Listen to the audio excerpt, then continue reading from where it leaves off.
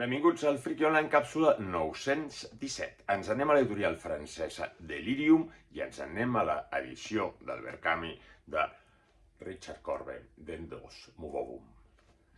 Què porta, què és i quins extras té. D'entrada, aquesta edició va amb funda de tela, que ha costat molt de treure, perquè anava molt ajustada. Estic obrint el res, perquè estic veient la coberta. Aquí tenim la coberta sense text. En el llom, doncs, els crèdits.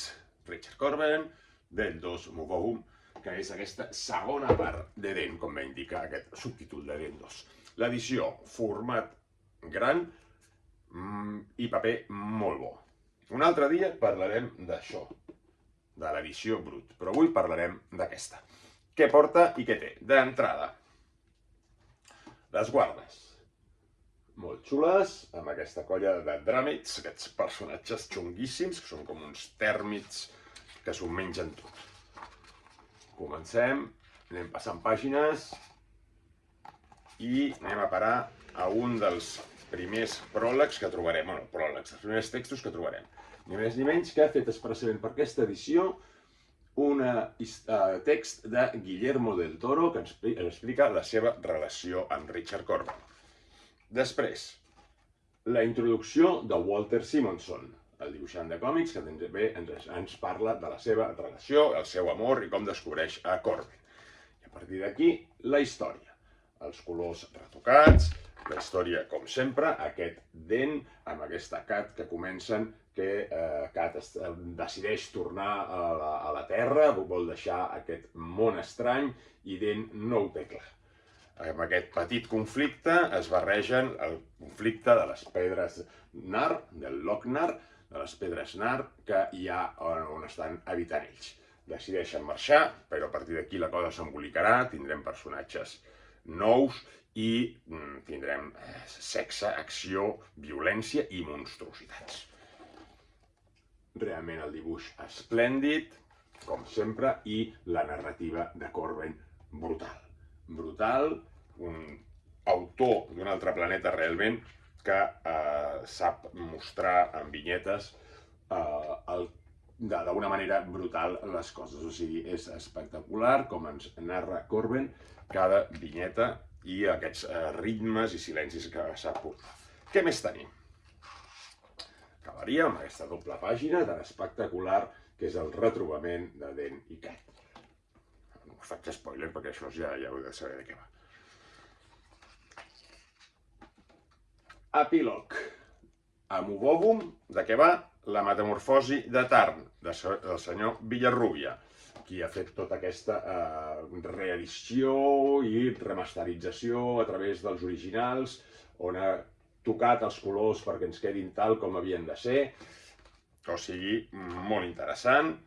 Després, d'Anne-Marie André, L'héritage sur les visiteurs sublimes, un article que ens parla de la trajectòria de Corbin en general i amb moltes il·lustracions. Aquest el trobarem també a l'edició de Dark Horse, aquest article, però sense totes aquestes il·lustracions. Si anem parlant, doncs trobarem aquí la primera aparició de Dent, diferents històries de Corbin,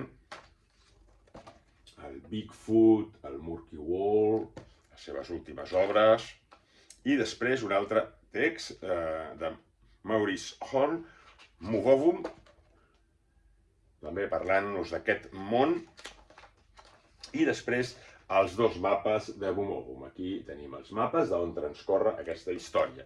També veiem que hi ha unes numeracions, ja hi eren en les edicions antigues, però aquí ens trobem uns referents amb unes vinyetes que ens van dient on està passant cada una d'aquestes accions. Trobarem el número referenciat amb la imatge. I aquí ja comença la galeria d'imatges amb la coberta original. Després aquesta altra il·lustració que va servir com a coberta, aquesta edició de Metal Hurlant, el brut d'aquesta il·lustració, una altra il·lustració promocional d'aquest Dent2 i aquesta que també va sortir com a coberta de la revista Heavy Metal. I aquí, més extras, comencem a veure una mica el que trobarem allà, el que passa que allà amb un paper esplèndid, molt més potent encara i amb un tamany brutal, doncs fa unes quantes pàgines del brut, del treball inicial de Corben abans de jugar amb els fotolits i crear aquests efectes de color. Total són, us dic quantes pàgines, 1, 2, 3, 4, 5, 6, 7, 8, 9, 10, 11, 12, 13, 14, 15, 16, 17, 18, 19. 19 comptant aquesta final, que és espectacular, realment brutal. I per acabar, com sempre, una mica la biografia aquesta que sempre posa per tancar. Doncs ja ho sabeu, aquesta és l'edició Berkami especial que van treure la gent de Delirium. Ja us he explicat el que porta per si la voleu aconseguir i la voleu cercar. Un altre dia parlarem d'això, de l'edició Brut, que també va treure Delirium a través d'aquest Berkami. Salut i a llegir còmics!